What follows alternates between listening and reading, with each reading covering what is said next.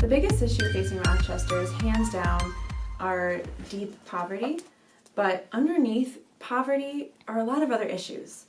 And what I've seen to be really foundational are affordable housing. There's a crisis of affordable housing in Rochester, and not just affordable, but quality.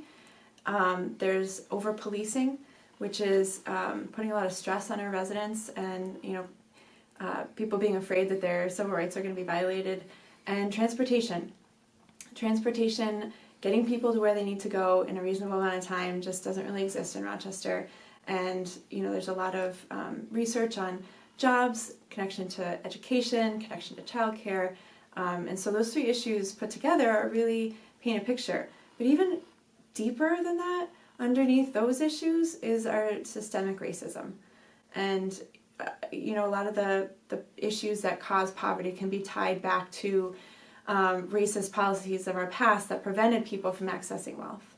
We have a real opportunity right now in downstate where the Emergency Tenant Protection Act is up for renewal in June 15th.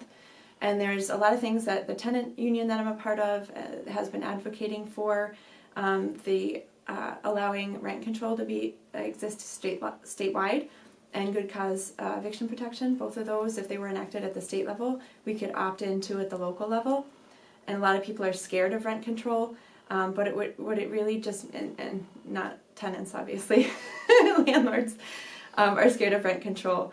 But it's not as scary as people think it is, and it's really just preventing, especially the lower end of the spectrum for rents.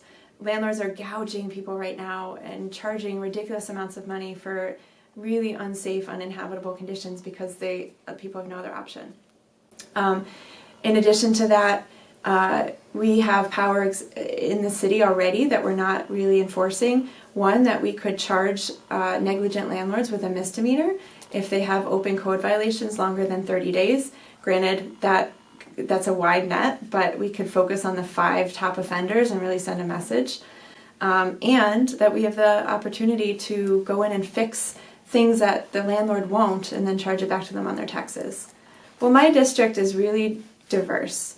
A large part of the district is more well off. They're not struggling as much, but they still have issues that we all face, like potholes and sidewalks and development that they want to have input on. But there's also a big part of my district that is really struggling. The Beechwood neighborhood where I live, there are people that right now that are, my next door neighbor, for example, has raw sewage in her basement, and the landlord will not do anything about it. People should vote for me, and I hope you do, thank you, because I'm a grassroots activist. I have been doing the work that I'm talking about for the last 10 to 15 years, and these aren't the things that I'm talking about. It's not just coming from me. It's not my vision for Rochester. It's coming from the work that I've been doing in the community. The community itself has identified that they need more affordable housing, they don't want to be over-policed, and they need better transportation. And I want to become a decision maker so that I'm not just bringing people before City Council hoping that they will take our suggestions. I want to be an inside person. I want to be on the side of the community, on the inside of the system, working really hard to enact change. Because at the end of the day, I'm a representative for the people. So I have to listen to both sides, which is different from activism. Because activism, things are black and white, good or bad, and you're fighting on the side of good, but when you get into politics, things get to be kind of gray instead of black and white. And at the end of the day, when I've listened to both sides, I have to make the right decision that is in alignment with the values that I have and the values that the people who elected me want me to stay true to. And that's really at the basis is just justice. It may be a surprise to some, but it's a pretty open secret that the political system in Rochester, even though we're all Democrats, is very divided. We have different camps led by different people and power structures, and I want nothing to do with any of that. I'm not on any side. I'm on the side of the people.